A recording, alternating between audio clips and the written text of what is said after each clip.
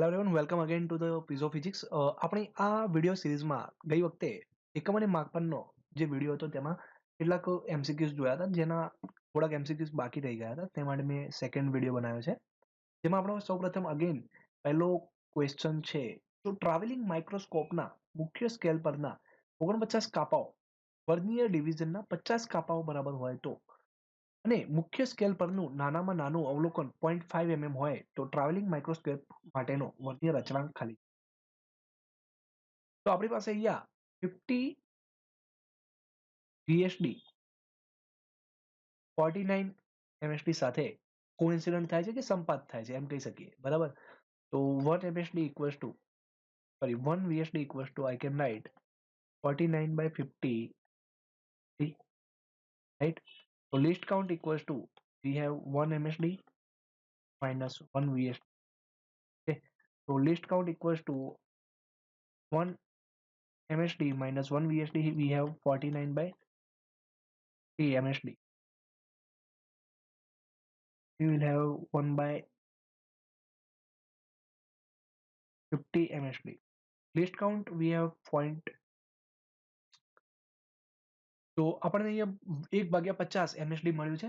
તો અહીંયા આપણને લખ્યું છે મુખ્ય સ્કેલ પરના નાનામાં નાનું અવલોકન 0.5 mm છે, એટલે કે 1 MSD એ 0.5 બરાબર છે. તો હું લખી શકું કે 1/50 into 0.5 mm. તો આ થઈ જશે 0.05 ભાગ્યા 5 mm. તો આનો આન્સર આવશે આપણી પાસે 0.01.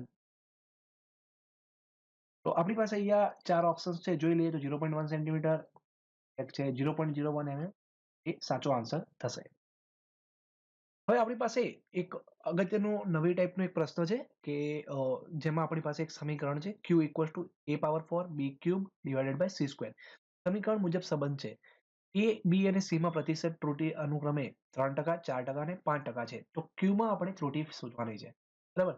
તો આવું કોઈ પણ સમીકરણ હોય તો આપણે પહેલા સમીકરણ લખી દઈએ, q equals to a⁴ b³ divided by c.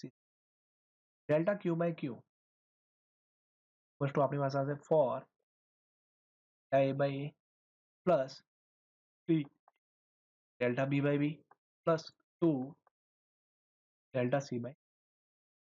તો આ અત્યારે તો રિલેટિવ એરર છે, એટલે કે સાપેક્ષ ત્રુટિ છે. એને પ્રતિશત ત્રુટિમાં કરવું તો 100 વડે ગુણવામાં આવે છે. પણ આપણે અહીંયા જેઈમાં ફાસ્ટ મીન્સ આપણે અહીંયા જેઈમાં ઝડપથી આન્સર લાવવા પર ધ્યાન રાખવાનું છે. તો હું સીધા જ આન્સર પુટ કરી શકું છું. ડેલ્ટા a/a ની જગ્યાએ એમાં જે ત્રુટિ છે કેટલી છે, 3% છે, વત્તા 3 ઇન્ટુ ડેલ્ટા b/b, બીમાં કેટલી ત્રુટિ છે આપણી પાસે 4%, વત્તા 2 ડેલ્ટા c/c, સીમાં કેટલી ત્રુટિ છે 5%. તો 4 into 3 12 plus 3 into 4 12 plus 2 into 5 10. 12 વત્તા 12 આપણી પાસે આવશે 24 વત્તા 10, તો ટોટલ ત્રુટિ આવશે 34%. આપણી પાસે અહીંયા જે આન્સર આવશે તે થશે. હવે પ્રતિશત ત્રુટિનો એક અગત્યનો નવો દાખલો આપણી પાસે છે.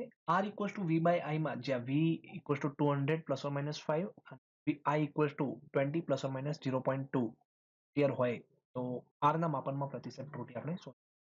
તો હંમેશા માટે એક વસ્તુ યાદ રાખવી કે કોઈ પણ ત્રુટિનું મૂલ્ય રીડિંગ આ રીતે લખવામાં આવે છે, એ ટ્રુ એ તેનું સાચું મૂલ્ય પ્લસ ઓર માઇનસ ડેલ્ટા એ, જ્યાં ડેલ્ટા એ ત્રુટિ દેખાડે છે, નિરપેક્ષ ત્રુટિ જેને આપણે કહી શકીએ. જો મારે એની સાપેક્ષ ત્રુટિ અથવા પ્રતિશત ત્રુટિ શોધવી હોય તો હું શું કરીશ, ડેલ્ટા a/a ટ્રુ ને 100% વડે ગુણી દઈશ. તો તેના પરથી મને શું મળી જશે, પ્રતિશત ત્રુટિ. તો અહીંયા જો આપણી પાસે શું છે, r equals to v/i, તો હું એને આ પ્રમાણે પણ લખી શકું છું, v into i⁻−1, બરાબર.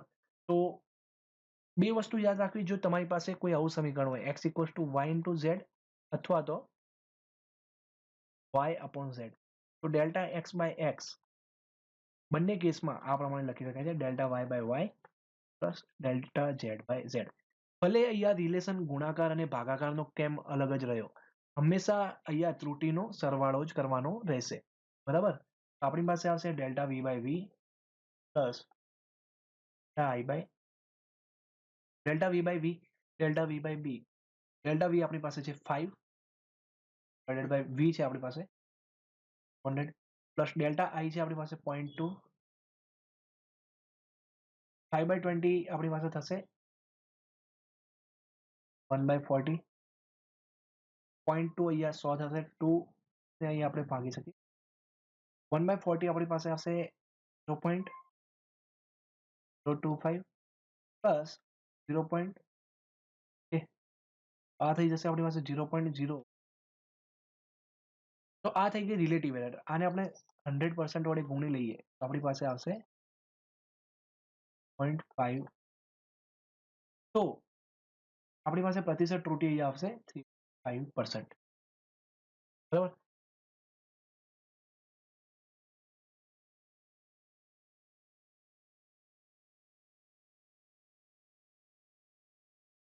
આપણી પાસે અહીંયા એક નવો પ્રશ્ન છે જેમાં આપણને એસર્શન રીઝન અથવા તો કથન અને કારણ, વિધાન કારણ, વાક્ય કારણ એવા ટાઈપનો પ્રશ્ન છે.